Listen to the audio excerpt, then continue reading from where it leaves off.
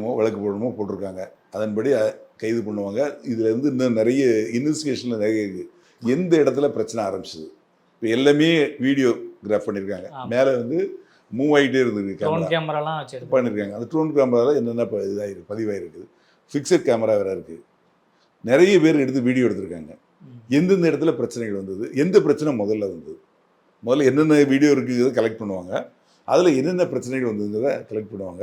அதுக்கு என்ன காரணம், என்ன பிரச்சனை, இந்த இடத்துல என்ன பிரச்சனை, தண்ணி பாட்டு போட்டில் பிரச்சனையா, மரம் விழுந்து விழுந்தது பிரச்சனையா, இது ஃபர்ஸ்ட்லையா, இந்த தகரத்தில் ஏறி கீழே விழுந்தது ரெண்டாவது பிரச்சனையா, இந்த க்ரௌடு எப்போ நெருக்கி வந்தது, இந்த மாதிரி ஒவ்வொரு விஷயங்களும் அனலைஸ் பண்ணுவாங்க. இது மட்டும் இல்லை, கூகுள் மேப்பிங் மூலமாக இந்த சம்பவ இடத்துல அந்த டயத்தில் என்ன நடந்ததுங்கிறத பார்க்கலாம்.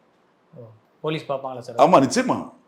அதில் தான் உங்களுக்கு கரெக்டாக தெரியும் எப்போ வந்து அந்த நெருக்கம் ஜாஸ்தி ஆகுது, எப்போ வந்து அந்த கூட்டம் வந்து ஒரு சிக்கலான சூழ்நிலையை நோக்கி போகுது.